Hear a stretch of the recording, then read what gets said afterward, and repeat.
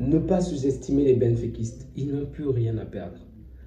Aujourd'hui, pas mal de mes collègues me faisaient comprendre que le Barça va forcément se qualifier, ce que j'espère évidemment, parce qu'en infériorité numérique, à l'extérieur, on a été plus fort du monde. On a réussi à gagner.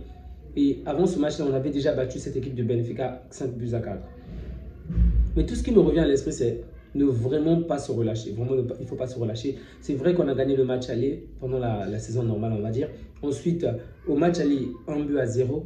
Mais il ne faut vraiment pas se relâcher par rapport à ce match parce que eux, ils ont leur orgueil de champion. On les a battus chez eux, à domicile, alors qu'on était en infériorité numérique. Ils n'ont plus rien à perdre. Ils vont venir comme des kamikazes et ils vont tout donner. Et si nous, de notre côté, on se relâche encore au début du match, comme contre l'Atlético, ou pendant les saisons de Xavi, ou pendant les 5, voire les 6 premières minutes, on était ailleurs, facilement l'adversaire peut marquer et nous compliquer les choses. Vraiment, il ne le faut pas. Ça, c'est le premier point. Être concentré du début jusqu'à la fin du match, du moins tant qu'il n'y a pas un score fleuve entre les deux clubs. Le deuxième point, c'est d'éviter des catastrophes de l'année dernière, comme avec Araujo. J'espère que cette année-ci, il a pris assez d'expérience, qu'il est assez mature pour ne pas commettre les mêmes erreurs. Donc, que cela puisse être Araujo ou quelqu'un d'autre. Vraiment, il faut éviter de se prendre encore un carton rouge. Parce que non seulement ça va être pénalisant pour ce match, mais également pour la suite. Déjà là, on est obligé de se priver de Koulibaly. Vous savez de quelle manière il est important pour cette défense. On va jouer avec Araujo. J'ai confiance, c'est un grand joueur. Il peut également faire la différence offensivement comme défensivement. Mais il est préférable de gagner son pourtant pour des cartons plutôt que d'en prendre en fait. Donc, il ne faut vraiment pas sous-estimer le Benfica parce que tout peut se produire demain. Tout peut vraiment se produire. Ça me fait un peu mal parce que le match va se jouer très très tôt. Je suis content parce que je peux voir les deux matchs entre celui du Barça et celui du Benfica, du Paris Saint-Germain. Mais celui du Barça commence un peu trop tôt pour moi. Donc, ça sera chaud pour moi. Mais je vais faire le tout possible pour voir les deux matchs et pouvoir les débriefer l'un après l'autre. Donc, ce match est un match capital pour nous. On doit non seulement gagner, mais pour moi, il faut qu'on gagne avec la manière qu'il faut. Aujourd'hui, on est à 11. Aujourd'hui, on a eu assez de temps pour se reposer. Bien évidemment, je tiens compte du contexte. Ok, ils sont démoralisés, ils sont peut-être blessés. De nombreux joueurs connaissaient bien cette personne qui est malheureusement morte. Mais c'est la vie, on ne peut vraiment rien. On n'a aucun pouvoir sur ce qui peut arriver. Donc, il faut profiter de chaque instant que l'on passe avec nos proches. Mais j'espère qu'ils vont avoir la force nécessaire, le moral nécessaire pour tenir bon. Ce sont des professionnels. Ils ont derrière eux des personnes compétentes pour les soutenir émotionnellement, pour les soutenir mentalement, vraiment, pour faire le nécessaire afin qu'ils puissent être en bon état. Et donc, j'espère juste que demain, cette équipe sera en forme. Le match du Benfica s'est imposé 3 buts à 0 face à son adversaire. Et donc, ils vont venir avec toutes les armes nécessaires, avec toute la confiance nécessaire pour gagner ce match. Nous, de notre côté, en dehors de Koulibaly, on n'a pas d'autres joueurs suspendus. Okay? Eux, de leur côté, ils ont quand même pas mal de joueurs suspendus, pas mal de joueurs qui ne sont pas disponibles. Donc, on a toutes les armes en main pour gagner. Si on ne parvient pas à gagner ce match et qu'on se fait éliminer vraiment, si l'adversaire nous élimine aujourd'hui, je vous assure que le projet Flick va reprendre un grand coup. On va non seulement se faire éliminer en Ligue des Champions, mais ça sera compliqué même pour la Liga, vraiment. Parce que je ne m'attendais pas à ce qu'on puisse avoir un tirage aussi positif. Vraiment, de l'autre côté, on a vu de quelle manière Liverpool va affronter peut-être des adversaires plus puissants. Mais nous, on a eu cette chance-là de se retrouver du bon côté du tableau. Donc, j'espère vraiment qu'au minimum, vraiment au minimum, un score de 2... Là, je parle du strict minimum. Un score de 2 buts d'écart entre les deux clubs, vraiment. Pour moi, si jamais l'adversaire marque le premier but, ça risque de se compliquer et on va davantage se donner à fond et donc s'épuiser. Et donc, le prochain match contre l'Atlético risque d'être encore plus compliqué. Il est préférable que l'on puisse gagner avec un score fleuve, ensuite qu'on fasse reposer les joueurs. Et oui, c'est là que j'arrive sur un troisième point. Les remplacements abusifs de Flick. Flick est un grand coach, c'est un bon coach, il est un bon manager, c'est très bon. Il y a des moments où parfois, disons, qu'il remplace trop de joueurs. Et on l'a vu contre l'Atlético. Lorsqu'il a fait rentrer certains joueurs, ça a complètement plombé le style de l'équipe. Ça a complètement bousillé l'atmosphère du groupe. Et du coup, on s'est pris facilement 2 buts rapidement. Il faudrait vraiment qu'on évite cela. Sauf si, bien évidemment, le score est large. C'est pourquoi il faudrait... En fait, il faut que l'on marque assez de buts pour qu'on puisse se reposer, pour qu'on puisse, on va dire, se canaliser, se préparer pour le prochain match. Mais sinon, un partout, deux partout, ça ne m'intéresse vraiment pas. Même si on est qualifié, j'espère vraiment qu'il va y avoir déjà un écart dès le départ parce qu'il faudrait que ces joueurs-là puissent jouer avec un autre état d'esprit. Les 5 buts à 4, c'était passionnant, mais on veut passer à autre chose, ok? Je ne veux pas avoir du stress du début jusqu'à la fin du match. Je ne veux pas me demander si l'adversaire marque, qu'est-ce qui va se passer, si l'adversaire fait... Non, je veux qu'on ait un score assez grand pour se dire que même si l'adversaire marque 2 buts, on est certain qu'on a gagné, qu'on va gagner, qu'on va se qualifier. C'est vraiment ça à quoi je m'attends. Pour moi, gagner même à 1-0 serait un petit échec, vraiment un petit échec. Parce qu'on a montré le nécessaire 2 fois chez eux qu'on pouvait les battre. Donc, il est vraiment incompréhensible que l'on puisse perdre ce match retour. Donc, je suis confiant qu'on va gagner ce match retour, mais j'espère juste que nos joueurs vont être vigilants, qu'ils vont être prêts émotionnellement, qu'ils vont vraiment être, on va dire, assez concentrés pendant tout le match et que Flick ne va pas réaliser trop de changements également. Qu'il laisse l'équipe nécessaire, donc l'équipe qui a le dessus sur l'adversaire, qu'il laisse cette équipe-là prendre de l'ascendant assez sur le score, psychologiquement, physiquement, sur tous les domaines. Et c'est seulement après qu'il pourra réaliser ses remplacements. Ça, c'est ce que j'avais à dire concernant ce match de Barça. Donc, j'ai vraiment hâte de voir ce que ça va donner. Parce que si l'on parvient à gagner ce match, eh ben, on aura un adversaire plutôt abordable. Parce que ça sera soit Lille, qui, je vous rappelle, qui avait battu le Real de Madrid et l'Atlético, soit Dortmund. Dortmund que nous avons battu pendant les matchs allés, mais c'était déjà compliqué. Et on était à domicile. Donc, il ne faut pas non plus sous-estimer les potentiels de l'adversaire, mais il faut être totalement à fond aujourd'hui, du moins à fond contre Benfica et donner le nécessaire pour écraser cette équipe. Maintenant, on va passer au second match. Liverpool contre le PSG. Si vous me suivez sur cette chaîne depuis un bon moment, vous savez de quelle manière je porte le PSG dans mon cœur. C'est un club que j'aime beaucoup malgré tous les antécédents qu'il y a entre le Barça et le PSG. Je ne suis pas dans ces problèmes-là. C'est un club que j'aime voir jouer. C'est un club que j'aime, qui me fait plaisir en fait. Ok, et bien avant que Messi n'arrive dans ce club. Donc, pour moi, évidemment que je souhaite de tout mon cœur voir le PSG aller loin. Et même face au Real, je me dis, si jamais le Real parvient à battre l'Atlético, Arsenal, potentiellement Arsenal plutôt que le PSV, je pense que le PSG a plus de chances de battre le Real que Liverpool. Bien que Liverpool soit peut-être meilleur, bien que Liverpool soit l'équipe la plus en forme en ce moment en Europe, l'une des meilleures équipes en Europe, il ne faut pas se mentir. Mais Liverpool a trop d'antécédents par rapport Liverpool a trop d'antécédents avec le Real Madrid par rapport au PSG. Évidemment, si le Real arrive en finale et que nous aussi on est en finale, ça ne pose aucun problème. Mais si jamais une catastrophe devait se produire pour le Barça, évidemment, je souhaite de tout mon cœur que le Real n'aille pas loin, évidemment.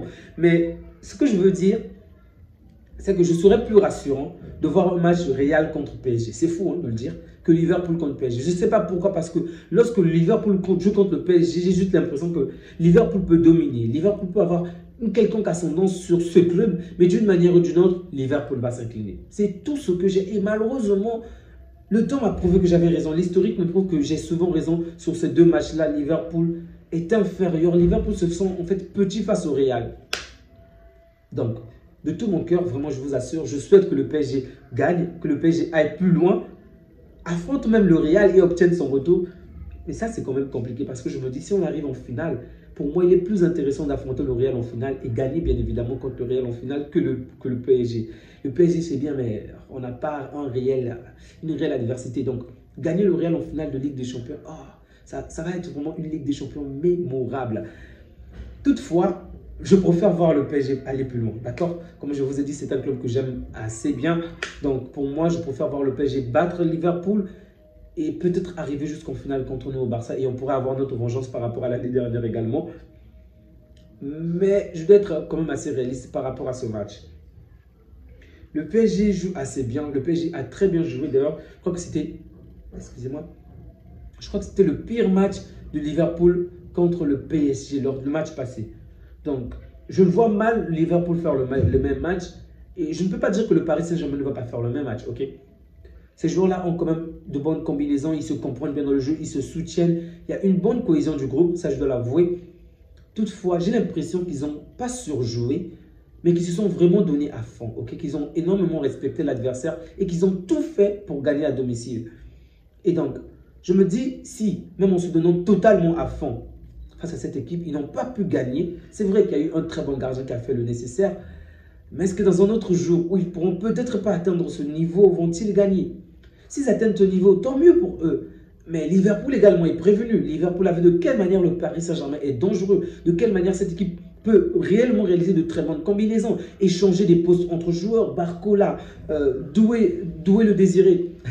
Désiré Doué. Donc, Dembélé et autres. En fait, sur toutes les lignes, il y a quand même des joueurs assez intéressants, ok? Et donc, je me dis que Liverpool est prêt, en fait. Que Liverpool est prêt, Liverpool sera prêt à tout pour gagner le match, mais avec rien que par honneur, ok? On va dire c'est un sursaut d'orgueil, même s'ils sont inférieurs. je dis dans le jeu par rapport au Paris Saint-Germain, je vois mal Liverpool s'incliner. À la limite, faire un match nul, mais perdre à Anfield, ça serait catastrophique pour le coach. Désolé, le nom m'échappe en ce moment. Arnaud Slot. Ça serait vraiment catastrophique pour Slot parce que au match aller, c'était vraiment une grâce divine que le match se termine en faveur de Liverpool. Ce n'était même pas mérité en termes de jeu, en termes de qualité. On sait très bien que le PSG était largement au-dessus. Et donc, si au match retour, le PSG marche dessus, encore une fois, il risque sa place, à mon goût. Vraiment, sa place sera menacée et même sa saison qui est pour l'instant très bonne par rapport à toutes les performances qu'il réalise sera remise en cause parce que ils ont quand même été éliminés en Carabao Cup, sauf erreur de ma part. Et donc là, c'est ce qu'il leur reste de phare en fait, en dehors de la première ligue. La Ligue des Champions, cette équipe n'a pas gagné la Ligue des Champions depuis un bon moment, n'a pas fait un bon parcours depuis un très bon moment. Ça serait un bon moment, du moins un bon moyen pour eux de reprendre cette place-là, de gagner cette place-là, de gagner vraiment avec mérite parce qu'au match, ils ont été nuls, vraiment nuls. Le PSG a été tellement fort. Et donc, au match retour, je vois des gens comme Salah, Diaz et autres, Jota, pardon, faire vraiment le nécessaire pour renverser complètement le match et avoir un match vraiment totalement différent de ce qu'on a eu au match aller. Ok, on avait d'un côté le Paris Saint-Germain qui a martelé, qui a marché dessus, il n'y avait aucune adversité. Le match n'était pas fabuleux, ok. Mais pour ce match retour, je vois bien Liverpool prendre l'ascendant. Liverpool va laisser le Paris Saint-Germain avoir la balle, avoir la possession, pas de problème. Liverpool accepte très bien ce genre de choses, mais à la moindre contre-attaque, je vois cette équipe marquer. Encore et encore. Et l'autre point négatif par rapport au PSG, c'est que d'un autre côté, Alisson ne va peut-être pas faire le même match, je suis d'accord. Mais je vois mal Donnarumma me sortir un match monstrueux en Ligue des Champions. Et je n'ai pas souvenir d'un match, je n'ai aucun souvenir me vient en tête. Ok, en Ligue des Champions encore, et pardon, ça m'échappe, désolé. En Ligue 1 encore, j'ai des matchs en tête de Donnarumma, mais je ne me souviens vraiment pas d'avoir vu un grand match de Donnarumma en Ligue des Champions. Vraiment, je ne me souviens pas d'avoir vu Donnarumma réaliser une performance XXL. Et si jamais ce n'est pas Donnarumma, c'est Poponov qui a mis Saponov. Lui également, il a des mêmes failles que Donnarumma. Donc, défensivement parlant, bien que la ligne défensive soit quand même bonne, mais dans les cas, je n'ai aucune confiance. Je vous dis, ma confiance est à zéro par rapport au gardien du PSG. Et je ne sais pas pourquoi Tena n'est jamais là. Je ne sais pas. Certes, il est petit par rapport aux deux gardiens, mais il faisait quand même de bonnes choses. En plus, il est très bon balle au pied. Bref, c'est Luis Enrique le coach. J'espère qu'il va prendre la bonne décision pour emmener le Paris Saint-Germain loin. J'ai vu, j'avais déjà parlé de ça la fois dernière, la manière dont ils se sont bien exprimés après le match. Ils ont été vraiment bien dans leur botte pour faire comprendre qu'ils ont toutes les armes nécessaires pour gagner, ils ont toutes les armes pour aller de l'avant et ils ne se sont pas cachés derrière l'arbitrage, ce qui était très bon et très positif. Mais au match retour, j'espère juste qu'ils vont avoir la même mentalité, le même zèle, la même détermination pour mettre à nu le Liverpool parce que cette équipe des Reds va faire le nécessaire pour se qualifier. Même si le match est complexe, je ne vois pas Liverpool que Liverpool subir encore la même chose. Peut-être que le Paris Saint-Germain va sortir encore une performance grandiose, mais Liverpool ne va vraiment, alors là je dis, ne va vraiment pas se contenter de la même performance que lors du match aller. Donc, mon cœur souhaite voir le Paris Saint-Germain aller loin, mais ma tête me dit que Liverpool va se qualifier. Le scénario positif pour moi, du moins, on ne peut pas dire que ça soit totalement positif, mais je me dis le Paris Saint-Germain pourrait se qualifier si jamais ils arrivaient au tir au but. Parce qu'au tir au but, j'ai confiance sur Donnarumma. Vraiment, là, j'avoue. Sur ce point-là, je sais que Donnarumma va bien s'en sortir s'ils arrivent au tir au but.